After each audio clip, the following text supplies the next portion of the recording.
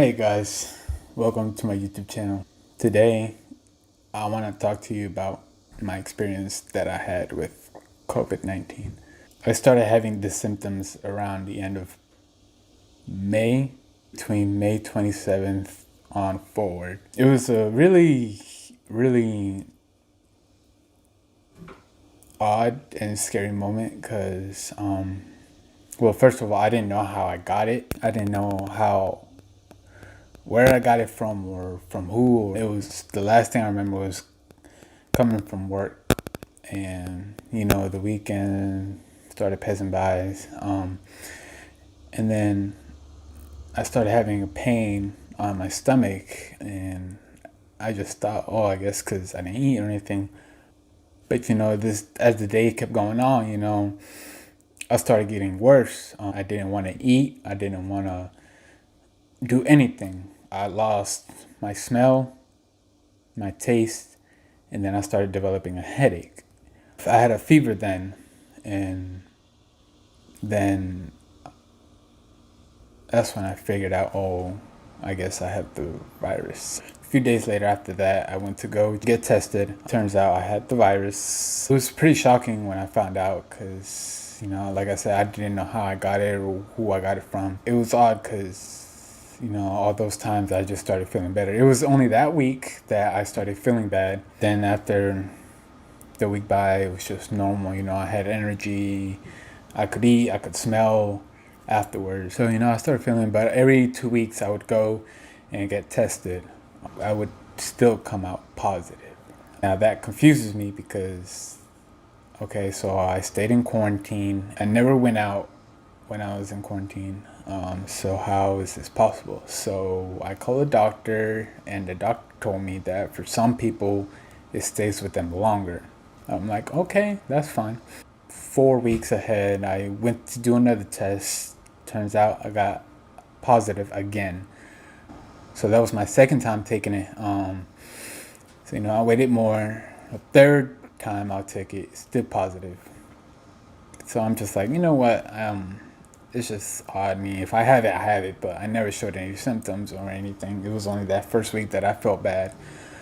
On that time, I went to the hospital to do a blood test instead, and it still came out positive. Still feeling better, nothing bad. The fifth time I took it, okay, I felt confident this time because I guess I was still feeling better, felt great, so I took it the fifth time. Thank God for that time because I got a negative, and when I got that results, I was just so happy. I was so relieved. I thank God because He pushed me through it. I was so scared when I had it all those times. Like, it's been so long. I'm happy to be alive. I'm happy to be here to talk to you about my experience. If you're afraid of catching the virus, just make sure you wash your hands, take precautions when you go outside, go somewhere, wear a mask. Make sure before you touch anything, sanitize yourself. Drink a lot of fluids. Tea helps a lot.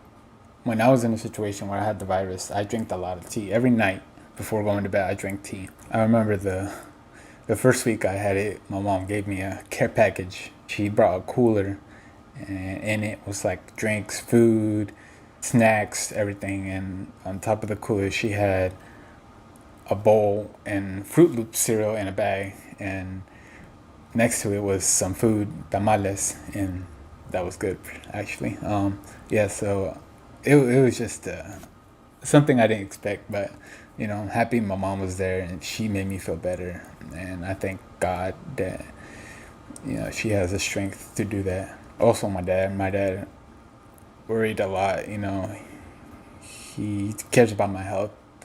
Um, Also, if you have the virus, don't be ashamed to say anything. More likely everybody's gonna get it if they're not taking precautions.